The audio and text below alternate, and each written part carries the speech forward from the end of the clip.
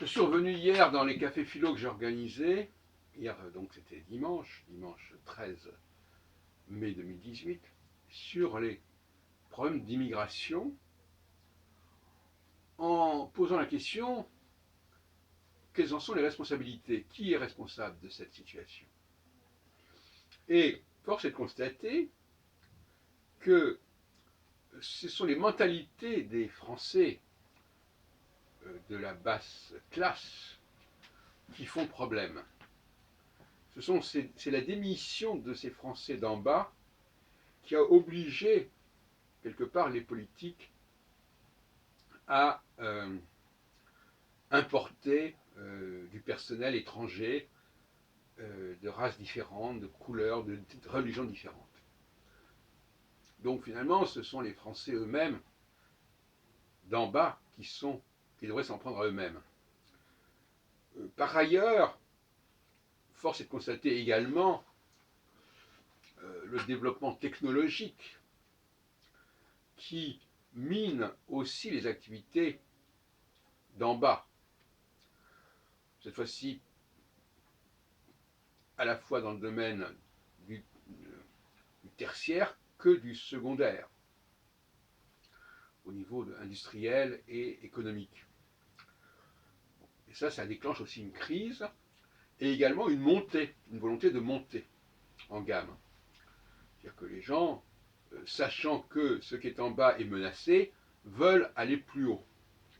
Et on pourrait parler d'une sorte d'exode, non plus rural, mais d'un exode vers le haut des professions, des activités, des personnes qui sont menacées par le problème technologique, par les progressions, les avancées technologiques.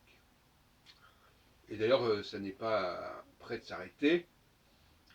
Beaucoup de professions qui exigeaient une certaine compétence sont maintenant réduites à peu de choses et sont avec des gens interchangeables. Par exemple, autrefois, il y a encore une dizaine d'années, je pense, les caissières devaient se souvenir de tous les prix qui étaient indiqués, ou en tout cas lire les prix qui étaient indiqués sur les produits. Maintenant, on passe le code barre et puis ça y est. Donc n'importe, même un enfant de 8 ans, d'ailleurs je l'ai vu d'ailleurs, entre parenthèses, j'ai vu des commerçants employer leurs enfants, enfin, employer en tout cas, demander à leurs enfants de leur donner un coup de main en passant en passant les produits au scanner. Bon, c'est un jeu d'enfant, donc n'importe qui peut le faire, y compris d'ailleurs les enfants, effectivement, et ça pose aussi un problème. Donc, tout ça fait qu'il y a une montée vers le haut. Alors certains diront que c'est bien, que les gens veuillent s'améliorer, améliorer leurs conditions, etc. Mais cela aboutit à un congestionnement et à des problèmes de chômage, et donc à des problèmes d'immigration. Donc il y a une sorte de paradoxe. D'un côté, il y a de l'immigration parce que les gens ne veulent pas travailler pour des travaux ingrats, comme on dit, ou indignes, si on peut dire. Donc ils les font faire par des Africains, par des Arabes, etc. Et d'autre côté, il y a ceux qui sentent qu'en bas, ben, finalement, c'est pas très sûr, puisqu'il y a la menace technologique, la menace mécanique des machines. Et donc, il y a un engorgement qui aboutit notamment à une surcharge des universités, à une crise de l'apprentissage. Et comme j'avais entendu dire hier avec par un de mes interlocuteurs, Jean-Marc en l'occurrence, on n'a pas le même phénomène en Allemagne, par exemple. En Allemagne, les gens acceptent plus volontiers de faire des activités techniques de bas de gamme, si on peut dire, mais qui sont considérées comme tout à fait appréciables et dignes. Et donc, il y a moins de problèmes de ce genre. Voilà. Alors, on nous explique qu'il y a un complot, notamment Valentin nous explique qu'il y a un complot de la part des patrons pour en arriver pour faire baisser les prix des salaires, etc. Bon, ça ne tient pas beaucoup debout parce que de toute façon les salaires ils sont fixés, mais on pourrait peut-être penser, pourquoi pas, de toute façon tout le monde est irresponsable dans cette histoire, bon, pourquoi pas dire oui, mais avec les immigrés, on va pouvoir bloquer au minimum les salaires, donc les payer au minimum, alors que les gens d'en bas veulent être payés davantage. Mais là aussi, cette volonté d'être payé davantage fait problème, etc. etc. Donc on n'en sort pas. Et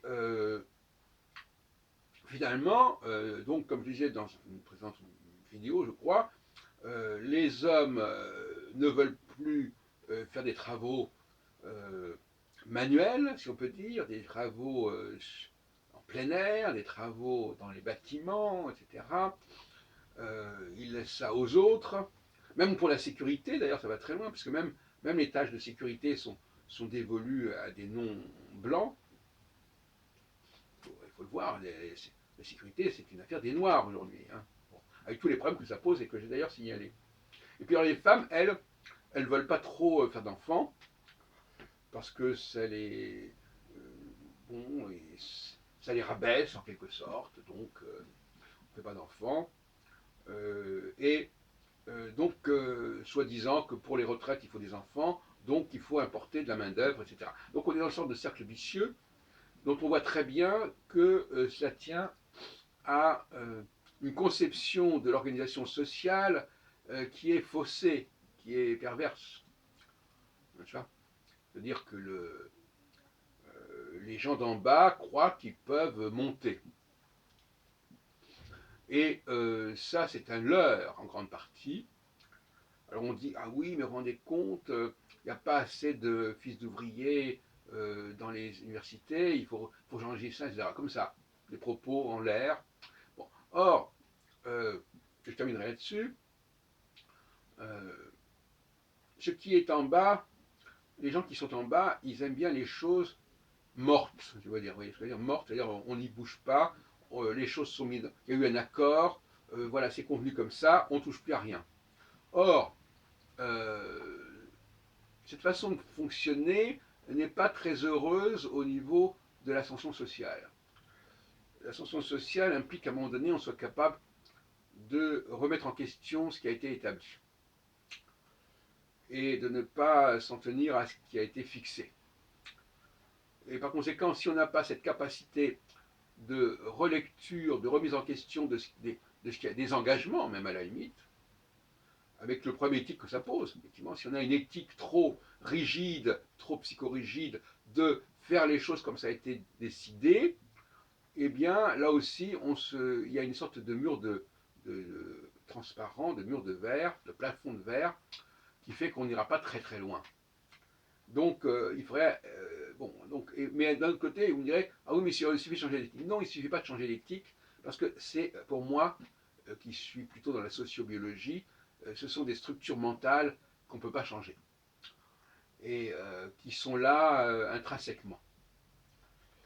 Et d'ailleurs, on voit beaucoup de personnes, ce n'est pas une question de philosophie, moi je ne crois pas comme ça qu'on ait une philosophie, on peut changer de philosophie, etc. Je pense qu'il y a des philosophies qui sont complètement ancrées en nous et qu'on ne peut pas modifier. Et c'est là-dessus qu'on n'est pas d'accord probablement avec d'autres personnes, mais euh, le discours qui dit qu'il faut impérativement s'en tenir aux textes, aux accords, aux conventions, aux engagements, aux promesses, c'est un discours qui correspond à une éthique viscérale d'en bas, hein, parce qu'en bas, on doit respecter ce que le maître a dit, hein, ce que le maître a décidé, ce qui a été écrit noir sur blanc, et on ne peut pas demander à ces gens-là de changer de mentalité, c'est dans leur gène.